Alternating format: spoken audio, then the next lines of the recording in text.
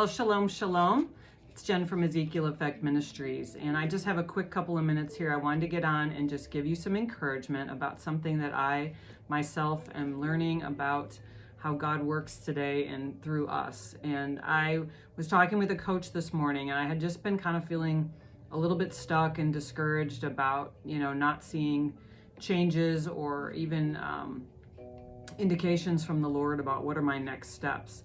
And this lovely coach, he just reminded me about Genesis 39, where it talks about how Joseph prospered in everything that he did, and he was blessed by the Lord, and the Lord was with Joseph.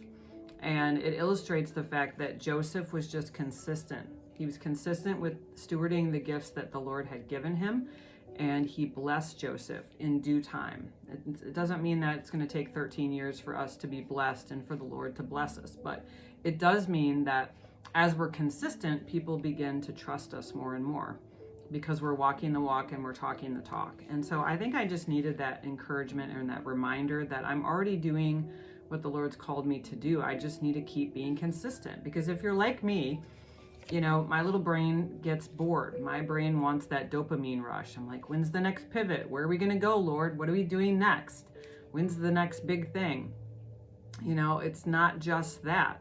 It's doing the little things faithfully every day in obedience, being completely submitted to the Lord.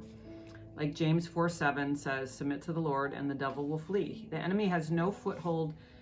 He has no chance to basically stop us if we are submitted to the Lord. And so that's empowering, and I hope it's empowering to you too. I needed that nudge. It's not always about reinventing the wheel. It's just about doing the little things and encouraging people, whatever it is.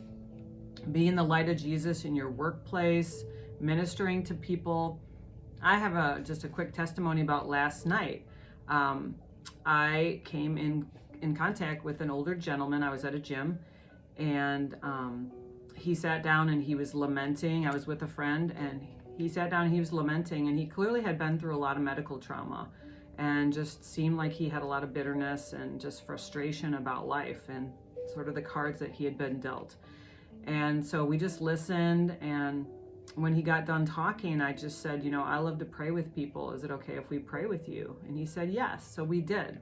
And we ministered to him, and he told us more of his story. And it turns out his wife died a couple of years ago of cancer. And I think he was just wrecked, in terms of the negativity and the grief. And so I know that God is going to give him a new heart. God is already working in his life, and he just, allowed us that opportunity to be obedient, to speak into this man's life, to encourage him, to pray with him.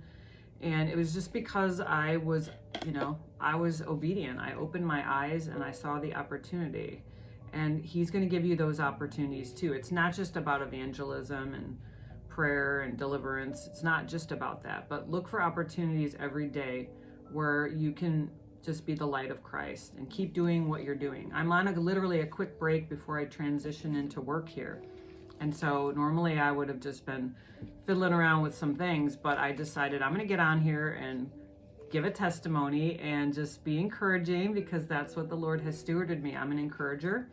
And so I hope you are encouraged today. I hope that you can take this motivation to just keep doing the next right thing. Be consistent. Do what the Lord has stewarded you to do. Ask him, to show you opportunities, to open your eyes to those, and he will.